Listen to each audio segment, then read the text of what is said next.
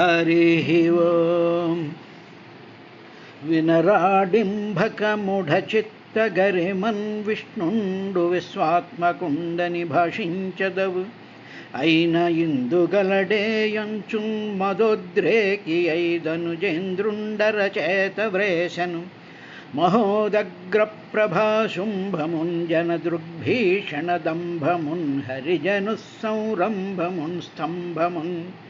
ఇట్లు దానవేంద్రుండు పరిగృహ్యమాన వైరుండును వైరానుబంధ జాజ్జల్యమాన రోషానలుండును రోషానుల జంఘన్యమాన విజ్ఞాన వినయుండును వినయ గాంభీర్య ధైర్య జేగీయమాన హృదయుండును హృదయ చాంచల్యమాన తామసుండును తామసగుణ చంక్రమ్యమాన స్థైర్యుండును నైవి విశ్రంభమున హుంకరించి బాలుని ధిక్కరించి హరినిందు చూపుమని కనక మణిమే కంకణ క్రైంకార శబ్దపూర్వకంబుగా దిగ్దంతి దంతిభేదన పాట ప్రశస్తంబగు హస్తంబున సభామండప స్తంభంబు వేచిన రేటుతోడన దశ దిశలు మిడుంగురులను జదిరించిటిలి పిటిలిబడి బంభజ్యమానంగవు మహాస్తంభంబు వలన ప్రళయవేళ సంభూత సప్తస్కంధబంధుర సమీరణ సంఘటిత ఘోర జోఘుష్యమాణ మహావలాహక వర్గ నిర్గత నిబిడ నిష్ఠుర దుస్సహ నిర్ఘాత సంఘ నిర్ఘోష నికాసంబులైన ఛట ఛట స్ఫడ స్ఫడధ్వని ప్రముఖ భయంకరారావ పుంజంబులు జంజన్యమానంబుల ఎగసి ఆకాశ కుహురాంతరాళంబున రోకాశంబు చేసి నిండినం పట్టుసాలక దోదీయమాన హృదయంబులై పరవశంబులై పితామహ మహేంద్ర వరుణ వాయు శిభి ప్రముఖ చరాచర జంచుదారంబులతోడ బ్రహ్మాండ కటాహంబు పగిలి పరిస్ఫోటితంబుగా ప్రఫుల్ల పద్మయుగుల సంకాస భాసుర చక్ర చాపహల కులిశ అంకుశ జలచర రేఖాంకిత చారు చరణ తరండును చరణ చంక్రమణ ఘన వినమిత విశ్వ విశ్వంభరాభార ధౌర్యేయ దిక్కుంభి కుంభీనస కుంభినీధర కూర్మకుల శేఖరుండును దుగ్ధ జలజిదాచ సుండాల సుండాదండ మండిత ప్రకాండ ప్రచండ మహోరుస్తంభయుగుళుండును ఘణఘణాయమాన మణికింకిణీ ముఖరిత మేఖలావలయ వలయిత పీతాంబర శోభిత కటి ప్రదేశుండును నిర్జర నిమ్నగావర్తవర్తుల కమలాకర గంభీరనాభి వివరుండును ముష్టి పరిమేయ వినుత తనుతర స్నిగ్ధ మధ్యుండును కులాచల సానుభాగ సదృశ కర్కశ విశాల వక్షుండును దుర్జన జనుజబడ ధైర్య లతికాల విత్రాయమాన రక్షోరాజ వక్షోభాగ విశంకట క్షేత్ర విలేఖన చుంచుల అంగాలాయమాన ప్రతాపజ్వలన జ్వాలాయమాన శరణాగతనైన చకోర చంద్ర రేఖాయమాన వజ్రాయుధ ప్రతిమాన భాసమాన నిశాత నఖతర ముఖ నఖరుండును శంఖ చక్ర గధా ఖడ్గ కుంత తోమర ప్రముఖ నానాయుధ మహిత మహోత్తుంగ మహీధర శృంగ సన్నిభ వీర సాగర వేలాయమాన మాలికా విరాజమాన నిరర్గళానేకనత భుజార్గళుండును మంజు మంజీరమణి పుంజరంజిత మంజులహార కేయూర కంకణ కిరీట మకర కుండలాదిభూషణ భూషితుండును త్రిబళీయుత శిఖర శిఖరాభ పరిణద్ధ బంధుర కంధరుండును ప్రకంపన కంపిత పారిజాత పాదపల్లవ ప్రతీకాశ కోపావేశ సంచలితాధరుండును శరత్కాల మేఘజాల మధ్య ధగద్ధగాయమాన చటిల్లత సమాన దేదీప్యమాన దంష్ట్రాంకురుండును కల్పాంతకాల సకల భువనగ్రసన వెలసన విజృంభమాన సప్త జిహ్వ జిహ్వాతులిత తరలతరాయమాన విభ్రాజమాన జీవుండును మేరుమందర మహాగుహాంతరాళ విస్తార విపుల వక్త్ర నాసికా వివరుండును నాసికా వివర నిస్సర నిబడ నిశ్వాస నికర సంఘటన సంక్షోభిత సంతప్యమాన సప్త సాగరుండును పూర్వపర్వత విద్యోతమాన ఖజ్యోతమండల సదృక్ష సమంచిత లోచనుండును లోచనాంచల సముత్కీర్యమాన విలోల కీలాభీల విస్ఫులింగ వితాన రోరుధ్యమాన తారకాగ్రహ మండలుండును శక్రచాప సిరుచిరోదగ్ర మహాభ్రూరత బంధుర భయంకర వదనుండును ఘనతర గండ శైలతుల్య కమనీయ గండ భాగుండును సంధ్యారాగ రక్తధారాధర మాలికా ప్రతిమ మహాభ్రంకష తంతన్యమాన పడుతర సటాజాలుండును సటాజాల సంచాలన సంజాతవాత డోలాయమాన వైమానిక విమానుండును నిష్కంపిత శంఖ వర్ణ మహోర్ధ్వకర్ణుండును మందదండాయమాన మందర వసుంధరాధర పరిభ్రమణ వేగ సముత్పుజ్యమాన వియన్మండల మండిత సుధారాశి కల్లోల శీకరాకార భాసుర కేసరుండును పర్వాకర్వ శిశిర కిరణ మయూఖ గౌర తనూహృహుండును నిజగర్జా నినాద నిద్రడిత కుమిత సుప్రీతీక వామ ఐరావణ సార్వభౌమ ప్రముఖ దిగభరాజకర్ణ కోటరుండును ధవళ ధరాధర దీర్ఘ దురవలోకనీయు దేహుండును దేహ ప్రభాపడ నిర్మధ్యమాన పరిపంధి అతుధాన నికురుంబ గర్వాంధకారుండును ప్రహ్లాద హిరణ్యకశుపు రంజన భంజన నిమిత్తాంతరంగ బహిరంగ జేగీయమాన కరుణా వీర రససంయుతుండును మహానుభావుండును అయిన శ్రీ నృసింహదేవుడు ఆవిర్భవించిన గనుంగొని ప్రకటంబై ప్రళయావసానమునమున్ బ్రహ్మాండ బాండావరోధకమయ్యున్న తమిశ్రమున్ జగమునుత్పాదించు చోదావి సాత్విక తేజోనిధి అయిన విష్ణుడనను దీపించనే నష్టమై వికలంబై చెడుగాక తామసుల ప్రావీణ్యంబురాజోత్తమా పంచాననోద్ధూత పవకజ్వాలలు భూనభోంతరమెల్ల పూరితముగ దంష్ట్రాంకురాభీలధగధగాయితదీప్తియై అసురేంద్రునేత్రములంధములుగా కంటక సన్నిభోత్కటకేసరాహతి అభ్రసంగము భిన్నమై చలింప ప్రళయాభ్రచంచల ప్రతిమ భస్వరములై కరనఖరోచులు గ్రమ్ముదేర సటలు జళిపించి గర్జించి సంభ్రమించి దృష్టి సారించి బొమలు బంధించి కరలి జివ్వయాడించి లంఘించి చేతనుడిసి పట్టె నరసింహుడాదితి పట్టెనధిప. హరి ఓం. లోకో వికర్మ నిరత కుశలే ప్రమత్తః కర్మణ్యయం త్వదిదుతే భవదార్చనే స్వే యస్తావదస్య బలవానిహ జీవితాశాం సద్యశ్చినచ్చ అనిమిషాయ నమోస్తు తస్మై.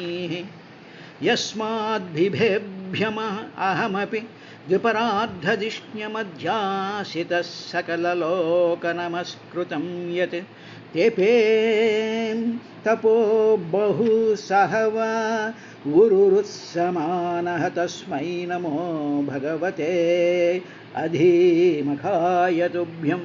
తిర్యన్ మనుష్య విబుధాదిషు జీవయోనిష్వాత్మేచ్ఛయాత్మకృతసేతు పరీప్సయాయ రేమే నిరస్తరతిరప్యవరుద్ధదేహ తస్మై నమో భగవతే పురుషోత్తమాయ అంటూ మైత్రేయ మహర్షి విదురుడికి బ్రహ్మదేవుడు చేసినటువంటి శ్రీమన్నారాయణుడు పరమాత్మ యొక్క స్తోత్రాన్ని ఆయన వివరిస్తూ ఉండేటువంటి విషయాన్ని పరీక్షణ్ మహారాజుకి సుఖబ్రహ్మ చెప్తూ రెండు విధాలుగా చేశాడయ్యా. ఒకటి, తాను దర్శించినటువంటి పరమాత్మ యొక్క స్వరూపానికి సంబంధించినటువంటి అనుభవసారం అంతా కూడా స్తోత్ర రూపంలో, పొగడ్తల రూపంలో ఆయన చేస్తూ ఉన్నాడు.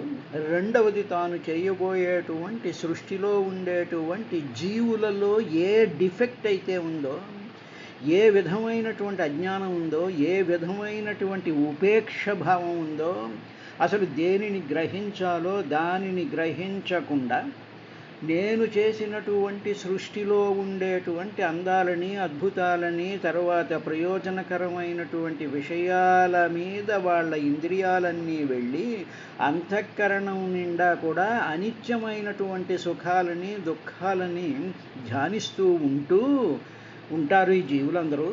కాబట్టి అటువంటి వాళ్ళు ఏమి చెయ్యాలి, ఏమి చేస్తే వాళ్ళకి ఈ సుఖ దుఃఖాలు, తరువాత ఈ జనన మరణ సమస్యలు ఉండకుండా వాళ్ళందరూ ఎక్కడి నుంచి వచ్చారో అక్కడికి మళ్ళీ సేఫ్గా వెళ్ళిపోతారో అటువంటి విషయాన్ని నీవు చెప్పు స్వామి అని తాను సృష్టించేటువంటి సకల జీవుల యొక్క క్షేమాన్ని, మంగళాన్ని, భద్రాన్ని కోరుతూ ఆయన ఈ స్థుతి చేశాడు అనేటువంటి విషయాన్ని మనం గ్రహిస్తూ ఉండాలి.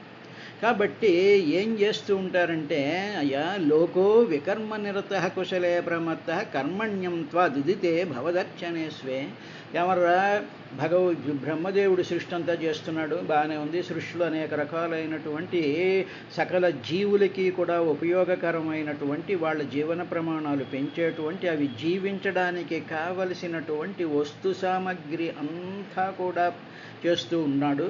ఇలా చేసేటువంటి సందర్భంలో వాటిల మీదే మీ మనసు పెట్టుకుని అవి అందించేటువంటి సుఖ దుఃఖాల మీదే మనసుని లగ్నం చేసుకోకుండా స్వే భవదర్చనే స్వే, నేను ఉదితే, నేను ఏదైతే చెప్పానో అలాగ చెప్పి నన్ను అర్చించేటువంటి ఆ భావాన్ని మీరు కర్మణ్యం, ఈ పనికిరానటువంటి కర్మలయందు, వికర్మ నిరత, నిషిద్ధమైనటువంటి కర్మలయందు ప్రమత్తః, ఏ విధంగానూ శ్రద్ధ లేకుండా, ఏ విధంగానూ దాని గురించి ఆలోచించకుండా ఈ కర్మలలో పడిపోయి కాలాన్ని మీరు వ్యర్థపరిస్తే నాలోనే యస్తావదస్య బలవానిహ జీవితాశాం, ఇలాగ నన్ను గుర్తించకుండా, నా యొక్క ప్రభావాన్ని గమనించకుండా, అన్నిట్లోనూ నేను ఉన్నాను అనేటువంటి దాన్ని మైనస్ చేసేసి వీటిల మీదే నీవు దృష్టి పెట్టి జీవించాలి అనేటువంటి జీవిత ఆశాం, అటువంటి ఆశలతో మీరు ప్రయాణం చేస్తూ ఉంటే యసావదస్య బలవానిహ చినత్తి, అవి చాలా బలవంతమైనటువంటి అనిమిషాయ, నాలోనే అనిమిషాయ కాలస్వరూపుడైనటువంటి నాలోనే ఒక బలవంతుడు ఒకడున్నాడు మాయతో పాటు. ఆ బలవంతుడు మీ ఆశలు తీగలు సాగేటువంటి మీ ఆశలను అన్నిటినీ కూడా చినత్తి కట్ చేసి పారేస్తాడు. కాబట్టి ఎప్పుడైతే మీరు నన్ను ధ్యానిస్తూ ఉంటారో అలాంటి పరిస్థితులలో ఈ ఈ కాలం అనేటువంటిది నిన్ను ఏమీ చెయ్యదు స్మా అని చెప్పి భగవంతుడైనటువంటి బ్రహ్మదేవుడు మరో విధంగా ఆయన ఈ విధంగా అన్నాడు, ఏం స్వామి కాలం మమ్మల్నే చేస్తుందా అని మీరు డౌట్ పడుతూ ఉంటారేమో. మిమ్మల్నే కాదర్రా, నన్ను కూడా కాలం వదిలిపెట్టదు అని చెప్పి తను కూడా ఆ కాలానికి ఏ విధంగా బద్ధుడైపోయి ఉన్నాడు అనేటువంటి దాన్ని ఈ కింది శ్లోకంలో ఆయన వివరిస్తూ ఉన్నాడు.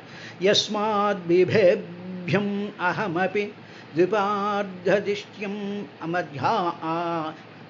మధ్యాసిత సకలలోక నమస్కృతం యతి తెపే తపో బహు సవ గురురుత్సమానః తస్మై నమో భగవతే అధిముఖాయ తుభ్యం.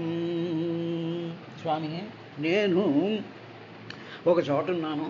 నేనుండేటువంటిది సకల లోక నమస్కృతం, అన్ని లోకాలలో ఉండేటువంటి జీవులందరి చేత కూడా నమస్కరించబడేటువంటి ఒకానొక ఉన్నతమైనటువంటి స్థానంలో ఆ లోకంలో నేనున్నాను. అదే సత్యలోకము, అదే బ్రహ్మలోకము, అంటే నేను నివసించేటువంటి లోకం.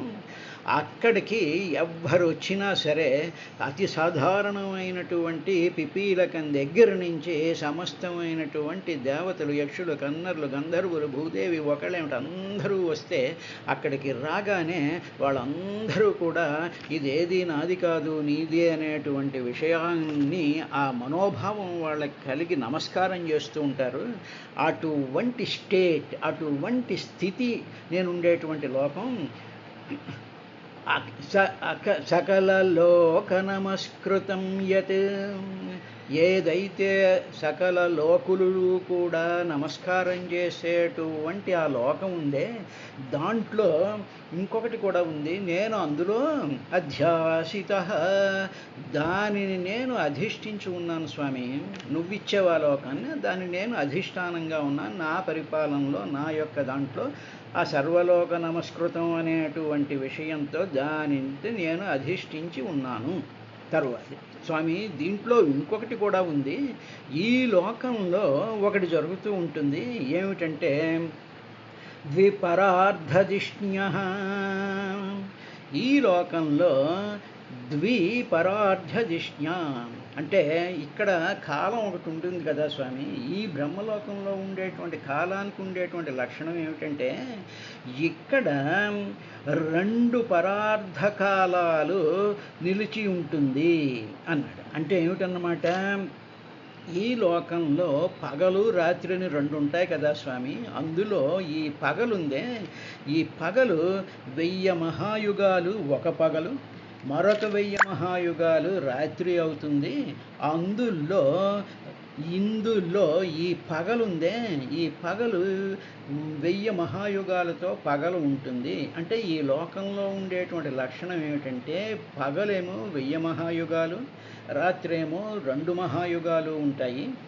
ఇది ఈ కాలానికి ఉండేటువంటి లక్షణం. ఇది అటువంటి లక్షణం కలిగినటువంటి ఇది ద్విపర అర్ధ దిష్ణ్య. దిష్ణ్య అంటే ఆ స్థానాన్ని దిష్ణ్య అంటారు. అక్కడ కాలం ఆ విధంగా ఉంటుంది. అంటే ఉదాహరణకి మన భూమి ఉందనుకోండి, మన భూమి సూర్యుడి చుట్టూ తిరగడానికి 24 గంటలు పడుతుంది. అందులో 12 గంటలు పగలు, 12 గంటలు రాత్రి. అంటే ఈ భూలోకంలో ఉండేటువంటి సమస్త జీవులకు పగలు అంటే ఒక రాత్రి యొక్క అర్ధభాగం పగలు అంటే 12 అవర్స్, ఆ తర్వాత 12 అవర్స్. అదే శుక్రగ్రహంలోకి వెళ్ళామనుకోండి, శుక్రగ్రహంలోకి వెళ్తే అక్కడ పగలు 1 నెల, రాత్రి 1 నెల.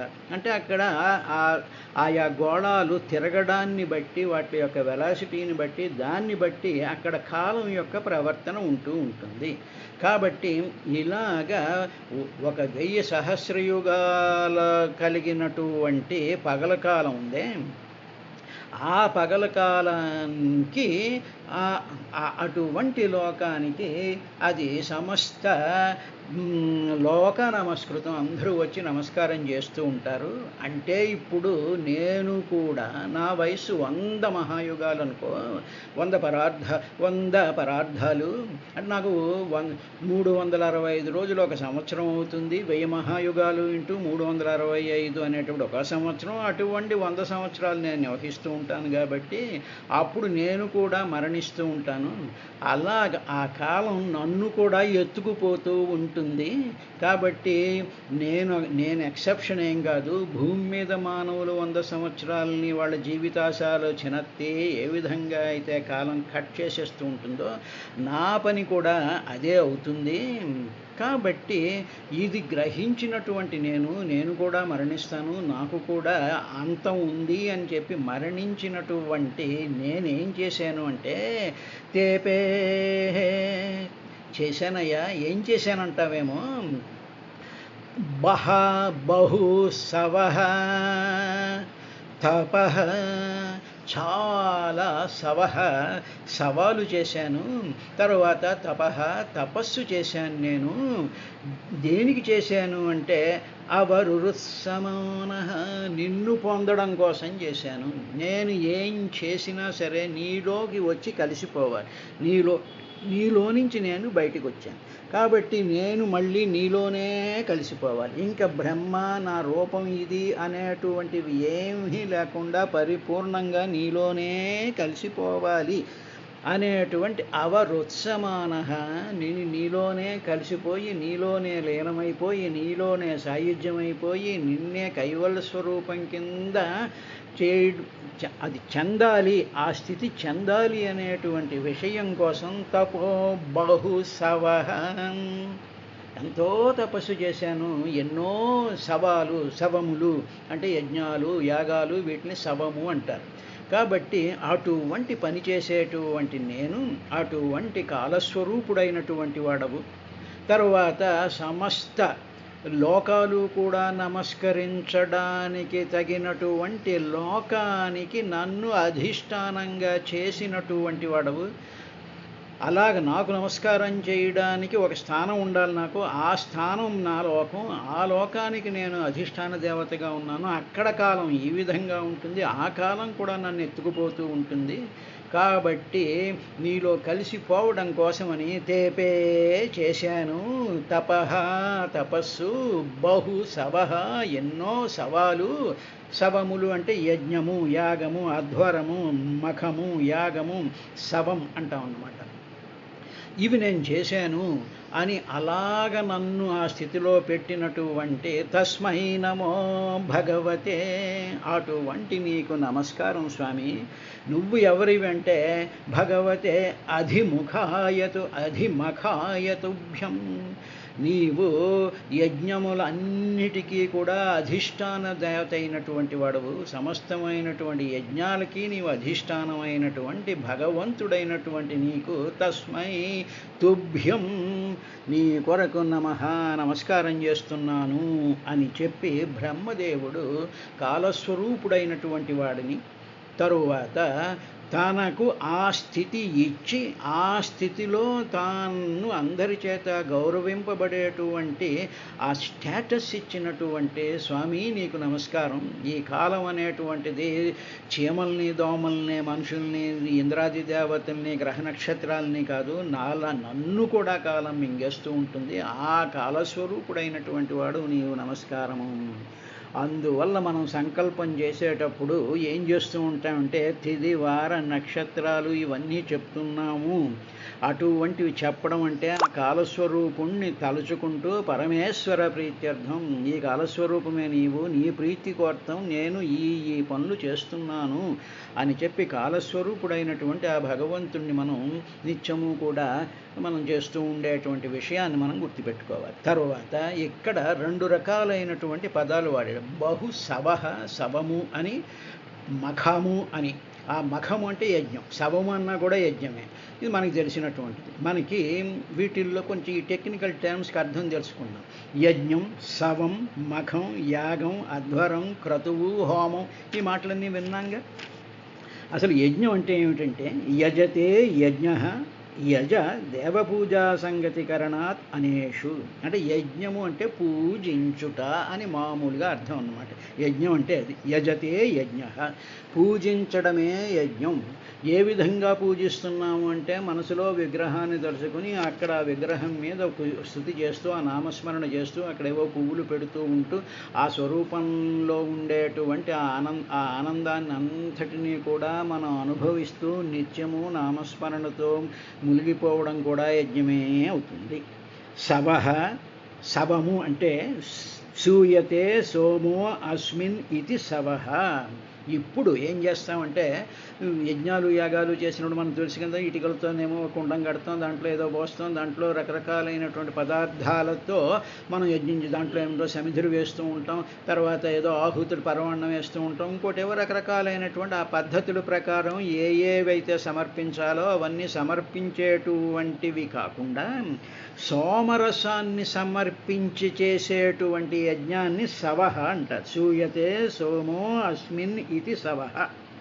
అంటే ఈ పదార్థాలన్నీ మనకు తెలిసినటువంటి పదార్థాలు ఇవే, కానీ సోమలతలను నూరి దానిలో నుంచి వచ్చినటువంటి రసాన్ని ఆ హోమంలో వేసినట్లయితే అగ్నిహోత్రంలో వేసినటువంటి ఆ యజ్ఞకాండని సవహ అంటారు.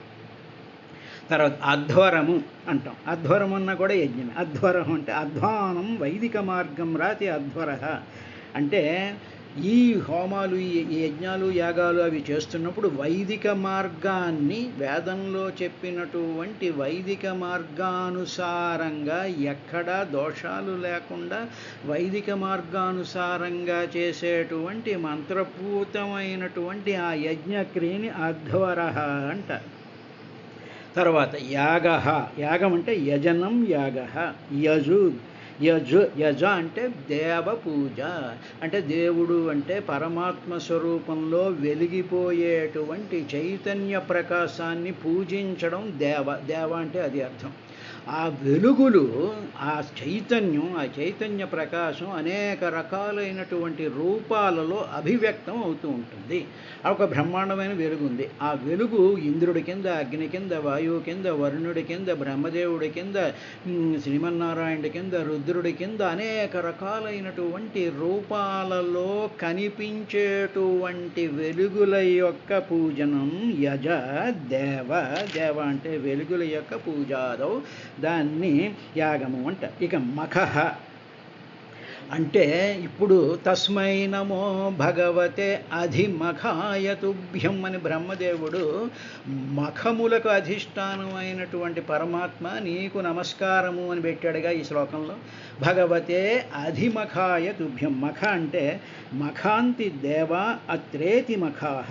మఖ అంటే గతి, అంటే ఆ యజ్ఞం చేస్తూ ఉన్నప్పుడు దానికి ఆ యజ్ఞం చేస్తూ ఉండేటువంటి సందర్భంలో ఈ 33 దేవతలు కూడా యజ్ఞ వాకిటిలోకి, ఆ యజ్ఞశాలలోకి, ఆ యజ్ఞం చేసేటువంటి అగ్నిహోత్రంలో అవి చేసినటువంటి వాటిని అందుకోవడానికి సాక్షాత్తు దేవతా స్వరూపాలన్నీ దిగి వచ్చేటువంటి ఆ యజ్ఞాన్ని మఖః అంటారు. మఖాంతి దేవా అత్రే ఇతి మఖాహ.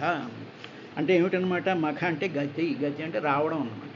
అప్పుడు దానిలోకి ఆ యజ్ఞం చేస్తున్నప్పుడు దేవతలందరూ వస్తారు. అలాగ చేసేటువంటి దానిని మఖము అంటారు. ఇప్పుడు బ్రహ్మదేవుడు నమస్కారం పెట్టినటువంటి ఆ పరమాత్మ స్వరూపాన్ని తస్మై నమో భగవతే అధిమఖాయ తుభ్యం, నీవు అధిమఖాయ, అలాగ దేవతలందరూ వచ్చేటువంటి యజ్ఞానికి అధిష్టాన దేవత అయినటువంటి ఓ నమో భగవంత, ఓ భగవానుడా, ఓ పరమాత్మ, నీకు నమస్కారము అని చెప్పి సవహ, నేను సవాలు చాలా చేశాను. తేపే తపో బహు సవో ఉరురుత్సమాన, నీకు సోమరసంతో నేను యజ్ఞాలు చేశాను, అదేవిధంగా నేను నీకోసం తపస్సు చేశాను. ఈ రెండూ కూడా ఎందుకంటే నీలో కలిసిపోవడానికి, ఉరురుత్సమాన, నిన్ను పొందడం కోసం. నువ్వు ఎవరు అంటే అధిమఖాయ దభ్యం, దేవతలందరూ కూడా వచ్చేటువంటి విధంగా మంత్రముల చేత ఆహ్వానించబడి చేయబడినటువంటి మహత్తరమైనటువంటి యజ్ఞాలకు నీవు అధిష్టాన దేవత, అటువంటి నీకు నమస్కారము అన్నాడు. తరువాత క్రతువులు అంటూ ఉంటాం చూసారా. క్రతువు అంటే ఏమిటంటే క్రియతే బ్రాహ్మణాదిభిరతి క్రతువు. ఇలాంటి యజ్ఞాలు, ఇలాంటి హోమాలు, ఇటువంటివన్నీ కూడా ఆగమశాస్త్ర ప్రకారం, వైదికాచార ప్రకారం మంత్రపూర్వకంగా ఆ మంత్రాలు సస్వరంగా పఠించగలిగినటువంటి బ్రాహ్మణోత్తముల చేత క్రియతే బ్రాహ్మణ ఆదిభిరతి క్రతు. బ్రాహ్మణులు, క్షత్రియులు, వైశ్యులు, శూద్రుడు అందరూ కూడా చేసేటువంటి ఇటువంటి సంకల్పాత్మకమైనటువంటి యజ్ఞములను క్రతువులు అంటారు. అంటే ఇప్పుడు యజ్ఞం, శవం, మఖం, యాగం, అధ్వరం, క్రతు, వీటిలన్నిటికీ కూడా అధిష్టాన దేవత కింద ఉండేటువంటి వాడు పరమాత్మ. ఇప్పుడు అధిష్టానము అనేటువంటి విషయాన్ని ఒక సింపుల్ ఎగ్జాంపుల్తో ఒకటి చెప్తాను. అధిష్టానం అంటే ఏమిటి అంటే, ఉదాహరణకు ఒక కర్రపుల్ల ఉందనుకోండి. కర్రపుల్ల చుట్టూ దాన్ని బాగా ఒక దారం చుట్టాము అనుకోండి, బాగా దగ్గరగా దారాన్ని చుట్టామనుకోండి. ఇప్పుడు ఆ దారం మీద కొంత కొంత రంగు వేసామనుకోండి. ఆ దారం మీద ఆ రంగు వేసిన తర్వాత కాస్త దానికి జిగురు రాసామనుకోండి. జిగురు రాసి చిన్న అద్దాలు, చిన్న పొళ్ళు, చిన్న మెరిసేటువంటి వజ్రాలు అంటే చిన్న పొళ్ళు అవన్నీ దాని మీద పెట్టామనుకోండి. ఇప్పుడు ఆ కర్ర పుల్ల మనకు కనిపించకుండా దాని మీద ఉండేటువంటి చిన్న అద్దాలు, ఆ అద్దాలని పట్టి ఉంచేటువంటి జిగురు, ఆ జిగురుతో దానికి ఉండేటువంటి రంగు, ఆ రంగు పూసుకున్నటువంటి దారం, ఈ దారం ఆ కర్ర పుల్ల చుట్టూ ఉంది. కాబట్టి ఇప్పుడు ఈ అద్దాలని అధిష్ఠించినటువంటిది ఏమిటి అంటే ఆ జిగురును అధిష్ఠించినటువంటిది ఏమిటంటే రంగు పూసినటువంటి దారం. ఈ దారం ఏది అధిష్ఠించి ఉంది దారం అంటే ఆ కర్రపుల్ల. కాబట్టి ఇప్పుడు కర్రపుల్ల ఉందే, అది అధిష్టానం. అది లేకపోతే దాని చుట్టూ చుట్టబడినటువంటి దారం అనేటువంటిది ఉండదు, దారానికి రాసినటువంటి రంగు ఉండదు, దానికి రాసినటువంటి జిగురు ఉండదు, దానికి అద్దినటువంటి రకరకాలైనటువంటి మెరుపులు కలిగినటువంటి అద్దాలు ఉండవు. అంటే ఏమిటనమాట అధిష్టానం అంటే ఏమిటి? ఏదైతే అది అలా ఉండడానికి కారణభూతమైనటువంటి అది దానిని దాటినటువంటిది, ఉన్నటువంటిది. అది ఏది ఇది కాదు, కానీ అది ఉంటేనే ఇదంతా ఉంటుంది. కాబట్టి అటువంటి స్థితిని, అటువంటి ప్రాసెస్ని అధిష్టానము అంటారు. కాబట్టి మానవుడి యొక్క దేహంలో అధిష్టానము అంటే పరమాత్మే అధిష్టానము. ఆ పరమాత్మ చుట్టూ ఇవన్నీ వచ్చాయి. కాబట్టి అటువంటి అధిష్టాన స్వరూపుడైనటువంటి వానికి తస్మై నమో భగవతే అధిమఖాయ తుభ్యం అని నమస్కారం పెట్టుకున్నాడు. రేపటి కార్యక్రమంలో మరొక శ్లోకంతో వస్తాను.